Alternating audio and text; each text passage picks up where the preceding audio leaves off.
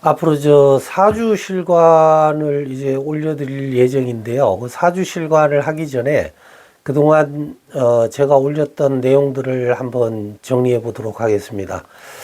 원칙적으로 자평 명리학을 이제 고전적으로 해석을 하게 되면 고전역학의 F는 MA와 같이 태어난 순간의 사주팔자가 고정된 구조인 이제 사주팔자를 기준으로 정적으로 사주를 해석하게 됩니다. 그래서 자평진전이나 많은 명리학자들이 이런 관점으로 사주를 해석합니다. 현대 물리학을 참고하여 해석을 하면 양자역학과 같이 상호작용을 통한 불확정성의 원리를 기준으로 한다면 대운이나 세운에 따른 환경의 변화인 대운과 사건 사고를 일으키는 세운의 동적 기준을 포함하여 사주의 변화를 해석하게 됩니다. 지금까지 정리해드린 사주 해석의 기준은 동적인 기준을 적용하여 설명드렸습니다.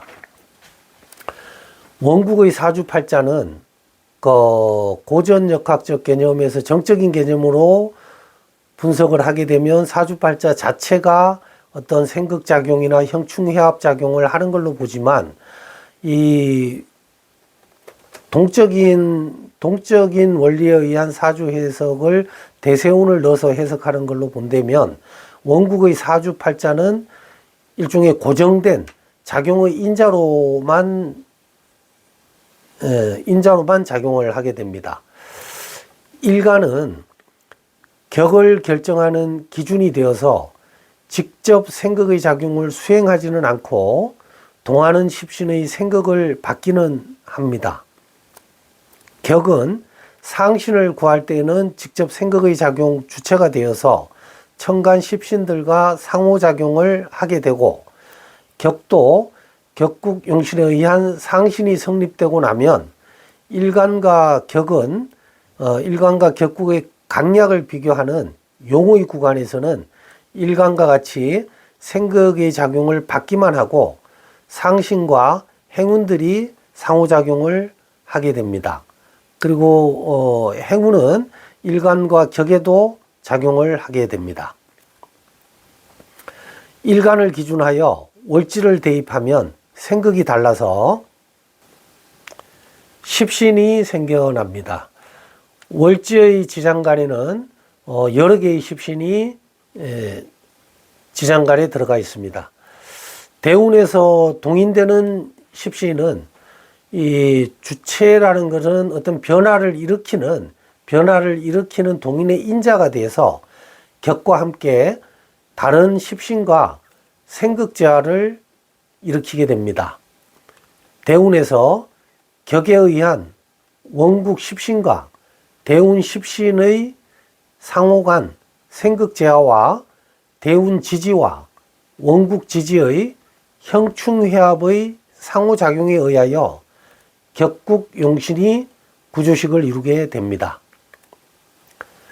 대운에서 주체가 된다는 것은 동인하여 작용을 일으키는 인자를 말하는 것으로, 동인하여 작용을 일으키는 십신은 격과 대운 천간의 십신과 대운 지지의 지장간 중에 천간에 투간된 십신이 상호작용을 일으키는 원인 인자가 되어서 나머지 원국의 고정된 십신과 일간에 생극재화 작용을 하게 되고, 지지에서는 형충해합의 작용을 하게 됩니다. 그러니까 대운에서는 동하는 인자를 찾아내면 그 동하는 인자가 원국에 있는 십신이나 오행과 어떤 작용을 하느냐에 따라서 격국이 성격이 되기도 하고 폐격이 되는 것입니다. 원국의 사주팔자 중에서 격하고 대운 천간의 십신, 대운 지지 지장간을 제외한 나머지 투간된 십신이나 지지에 있는 오행은 해당 대운 시기에 일종의 고정되어서 동인하는 인자에 의해서 작용을 일으키는 요인으로 작용합니다.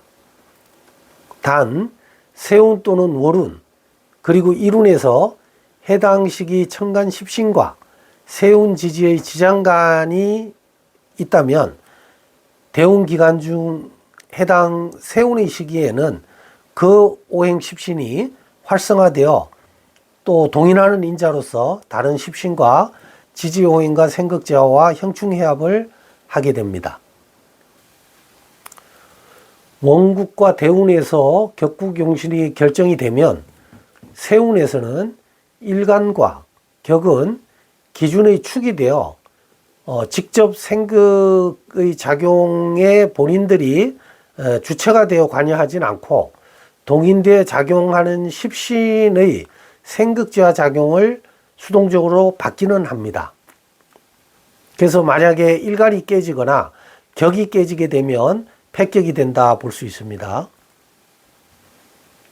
세운에서 주체가 되어 동인의 인자로 작용하는 십신은 격국용신의 상신과 대운 천간에 투관된 십신, 세운의 천간 십신과 대운 지지의 지장간 십신과 세운 지지의 지장간 십신 중 천간에 투관되어 있는 십신이 동인하는 주체가 되어서 원국에 있는 일간과 격 그리고 사주팔자와 상호작용을 일으키게 됩니다. 대운에서의 생극제화와 형충회합은 해당 시기 격국용신을 이루는 구조식을 결정하는 구간입니다.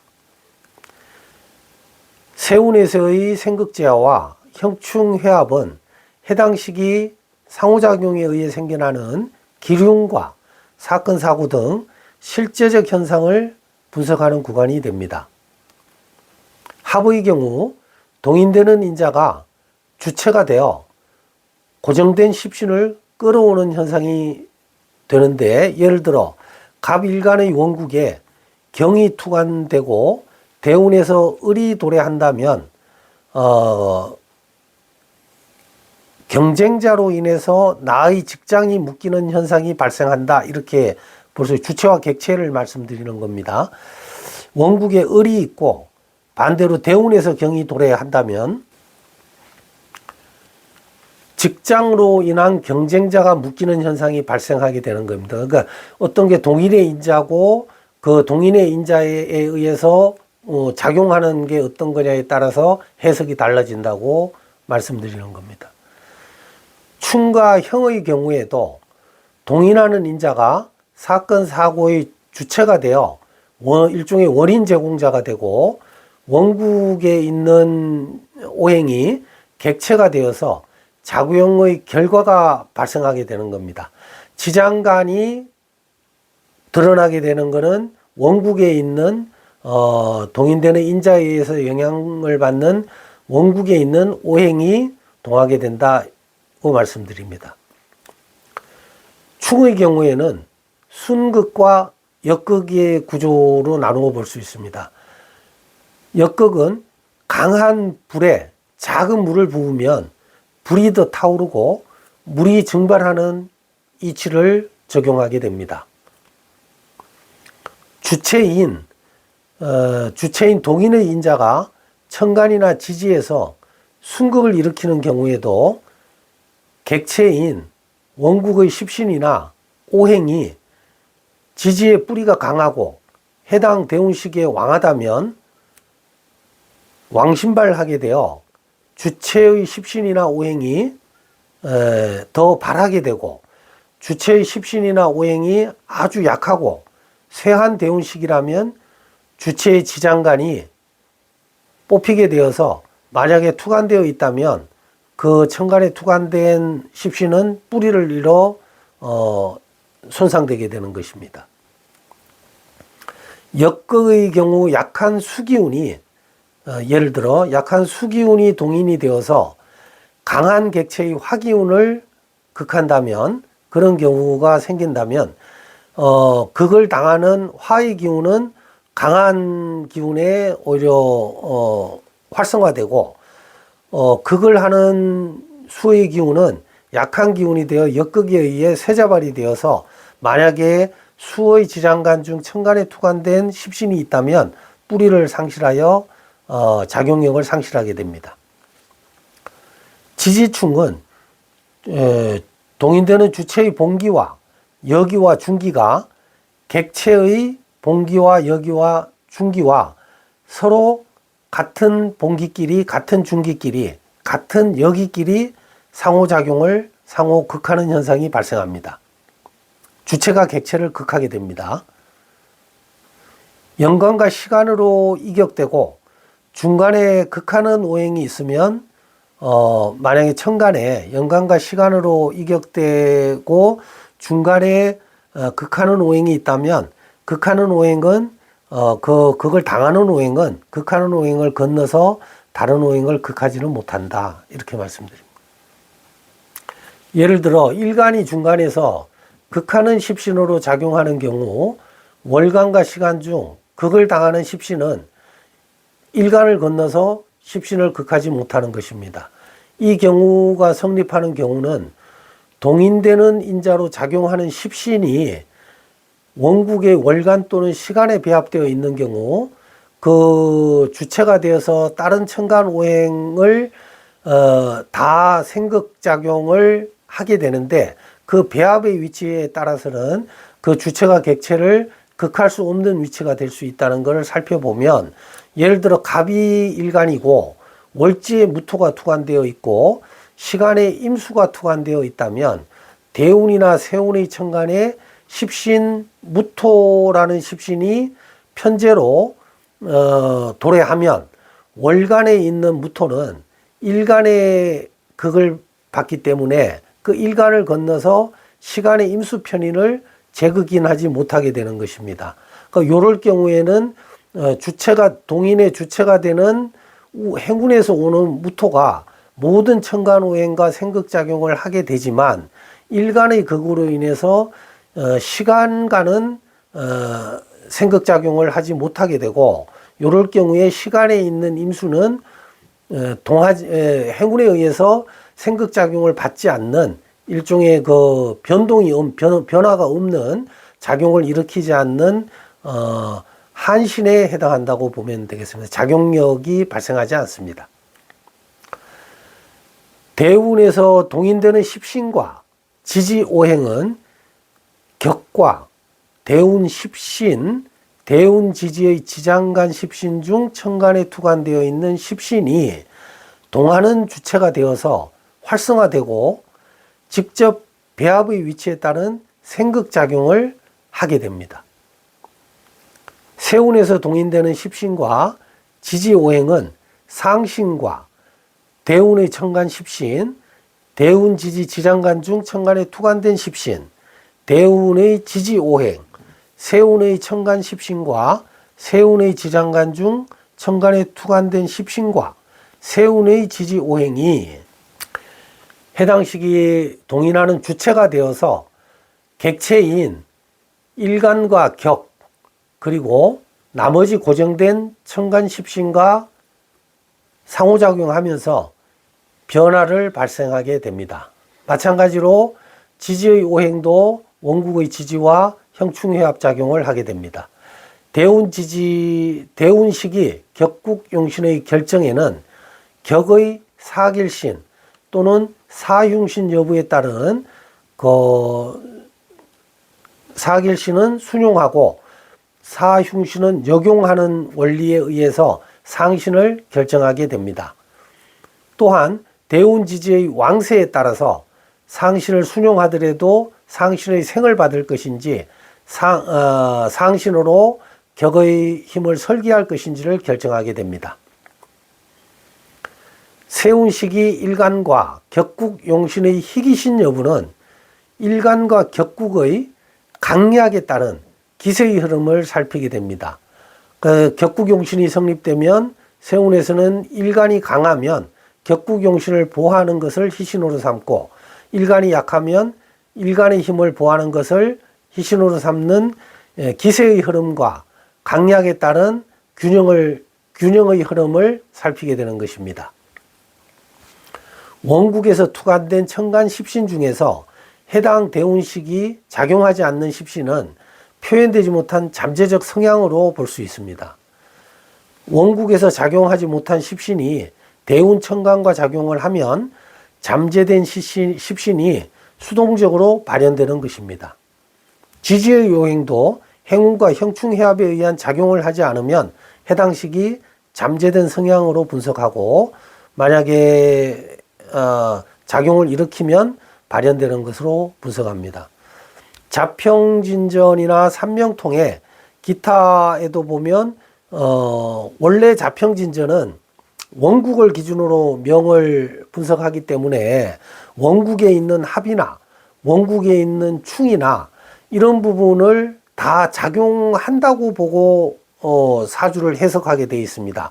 그렇지만 내면적으로 들여다보면 그게 실질적인 기운으로 발현하는 것은, 합화를 한다거나 충극의 작용이 현상으로 발현하는 것은 동차군에 임해야만 발현하는 것이지, 원국에 성립되어 있는 자체로 그 성향이 발현하는 것까지는 아니라는 것을 고전에서 인용을 해보면, 자평진전에는 합작이야, 통야, 비변야라 해서 합은 기가 통하는 것이지 그 자체로 변하는 것은 아니다, 이렇게 돼 있고, 삼명통에 보면 천간합자, 비화이실야, 합지기화, 이이, 불생화야 라 하여서 천간이 합이 된다 하여 실제로 화가 되는 것은 아니고, 합은 그 자체로 합할 뿐 화의 기운으로 변화가 일어나는 것은 아니라고 말하고 있고, 명리거사라는 책에는 원국합, 기화, 불화라 하여서 원국의 합은 기가 화한 것일 뿐 합으로 화하지는 않는다고 되어 있습니다. 또한 증보명리학 통변에는 합화어 대운, 불어 원국이라 하여 합화작용은 대운에서 발생을 하며 원국에서는 발생하지 않는다라고 되어 있습니다.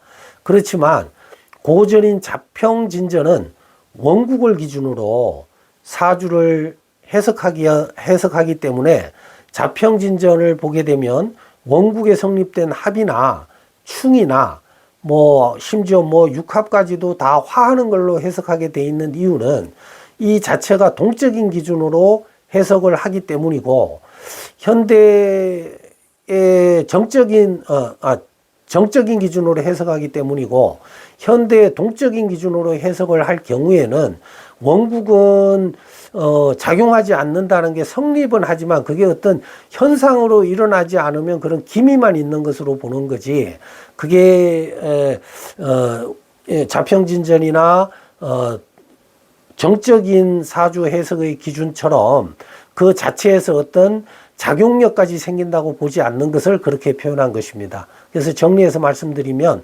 원국에 있는 합이나 충은 그 자체가 성립하느냐 안 하느냐의 부분이 아니라 작용력은 없다, 이렇게 보는 거고, 대운이나 세운에서 동인되는 인자에 의해서 그 동인되는 인자가 주체가 되어서 같이 생극지와 형충해합의 작용이 일어날 시기, 그때에 비로소 그 합하든가 충형이라든가 이런 게 발현되는 걸로 본다.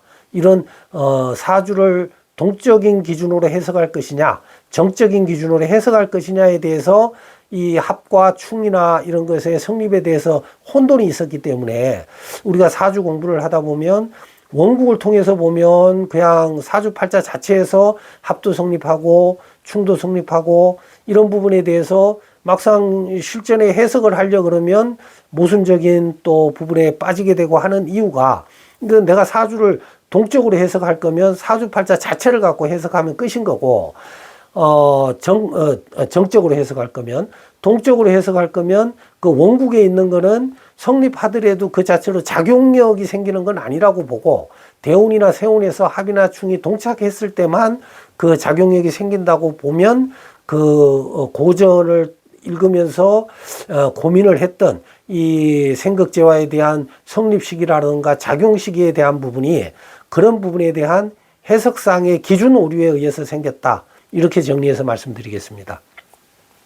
합과 충은 행운에 의해서 성립합니다. 마찬가지로 원국을 기준으로 하는 정적인 기준의 해석은 합과 충도 원국에서 그냥 성립한다고 보고 작용한다고 보고 있는 겁니다. 그렇지만 이걸 동적인 부분으로 봐서 대운이나 세운을 포함해서 그 동인하는 인자에 의해서 생극작용이나 형충해합이 생긴다고 볼 경우에는 원국의 합과 충이 있어도 그 자체로 발현되는 걸로 보지는 않는다. 어떤 현상을 내포한 기미를 갖고 있다.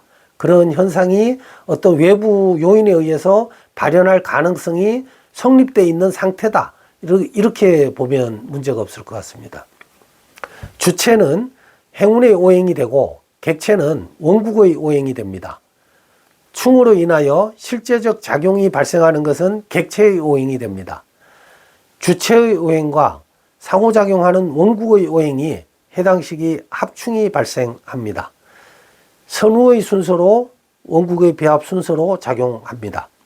합과 충이 동시에 성립하는 경우에는 객체들의 해당 대운 지지의 등령 여부와 천간의 투간 여부 및 지지의 생극 조건을 살펴서 합과 충형 중 강한 쪽이 성립하고 약한 쪽은 불성립합니다. 충의 경우에는 만약에 객체가 강하면 객체는 충을 이겨낼 수 있다고 봅니다. 역극의 경우에는 객체가 강하면 오히려 주체가 손상될 수 있다고 봅니다.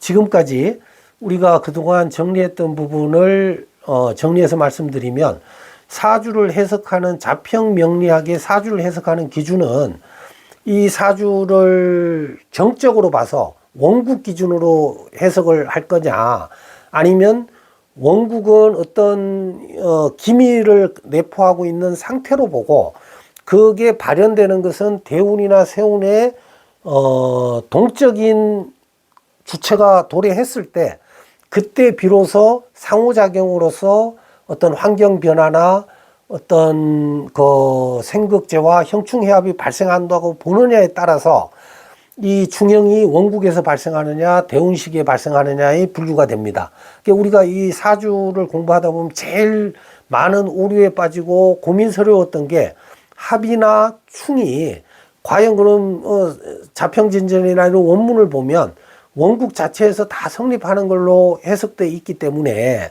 거기에 맞춰서 사주를 해석하다 보면 오류에 빠지게 되는 것이었습니다. 이걸 사주를 기준을 지금도 많은 명리학자들이 그 원국 자체를 갖고 격을 정하고 상실을 정해서 고정된 정적인 기준으로 해석을 한다면 원국 자체에서 합도 성립하고 충도 성립하는 걸로 보면 문제가 없는 것이고 그거는 너무 요새처럼 변화하는 환경에서는 사주를 읽어내는데 너무 문제가 있다고 보기 때문에 그러면 원국 자체에서 변화보다는 대운이나 세운이 주체가 되어서 그 행운에 의한 변화가 그 환경의 변화에 의해서 사주 전체를 분석하는 기준으로 본다면 원국에 성립된 합이나 충은 기미로서 그런 게 어떤 동인될 때 크게 발현될 수 있는 성질을 갖고 있는 것으로 보는 것이지 그 자체가 뭐 원국에서 합이 성립하고 충이 성립하고 합파가 성립하는 거로는 보지 않는다. 요새 현대 명리학은 오히려 그런 기준으로 해석하는 게 조금 더 합리적이라고 보기 때문에 그런 기준으로 앞으로 실관을 통해서 사례를 한번 분석해 보도록 하겠습니다.